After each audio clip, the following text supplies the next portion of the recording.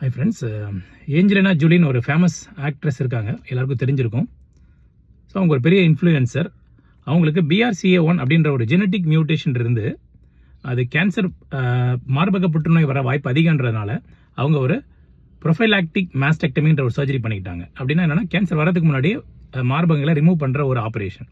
So இந்த operation பண்ணிவிட்டு அவங்க பப்ளிக்காக இது வந்து ஒரு ஃபோரமில் இன்டர்வியூவாக கொடுத்த உடனே ஸோ அவங்களுடைய ஃபாலோயர்ஸ் எல்லாம் பார்த்தீங்கன்னா பெரிய லெவலில் போயிட்டு எல்லாருமே இந்த மாதிரி மியூட்டேஷன் இருக்க எல்லாருமே இந்த ஆப்ரேஷனை பண்ணிக்கிட்டாங்க. ஸோ இதுதான் இன்ஃப்ளூயன்சர்ஸுடைய ஸ்பெஷல் பவர். அதாவது இன்ஃப்ளூயன்சர்ஸ் என்ன பண்ணுறாங்களோ அவங்களுடைய ஃபாலோயர்ஸ் அதை பிளைண்டாக அப்படியே பண்ணுவாங்க.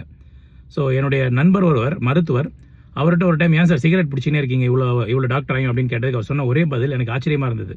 ஏன்னா நான் சின்ன வயசுலேருந்து ரஜினிகாந்த் ஃபாலோ பண்ணுறேன். ரஜினிகாந்த் சார் வந்து சிகரெட் பிடிக்கிற ஸ்டைலை பார்த்து எனக்கு ஆரம்பிச்சது தான், என்னால் இன்னும் விட முடியல அப்படின்னு சொன்னார்.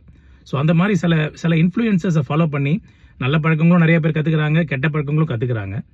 ஸோ இப்போல்லாம் பார்த்தீங்கன்னா இன்ஃப்ளூயன்சர்ஸ் அப்படின்றவங்க வந்து அவங்க வந்து கிட்டத்தட்ட ஒரு தவம் பண்ணுற மாதிரி தான். ஸோ லைஃபே பார்த்தீங்கன்னா ஒரு தவம் மாதிரி இருக்கணும். அவங்களுடைய பர்சனல் லைஃப் ஆகட்டும், ப்ரொஃபஷனல் லைஃப் ஆகட்டும், எல்லாமே பார்த்தீங்கன்னா ரொம்ப ஸ்ட்ரிக்ட் அண்ட் சீரியஸ்னஸாக இருக்கணும். அது வேற இது வேற கிடையாது. ரெண்டுமே ஒரு காயினுடைய ரெண்டு பக்கம் தான். ஸோ ஒரு பக்கம் தேஞ்சு போனால் கூட அந்த காயினுக்கு வேல்யூ இல்லாமல் ஆகிடும். ஸோ அந்த மாதிரி தான் இன்ஃப்ளூயன்சர்ஸ் வந்து பார்த்தீங்கன்னா டிசிப்ளின் அண்ட் ஹேபிட்ஸ் ஆர் ரொம்ப இம்பார்ட்டன்ட். ஸோ ஏன்னா இது வந்து ரொம்ப முக்கியம். ஸோ இன்ஃப்ளூயன்சர்ஸ் எல்லாருமே இதை தெரிஞ்சு வச்சுக்கணும்.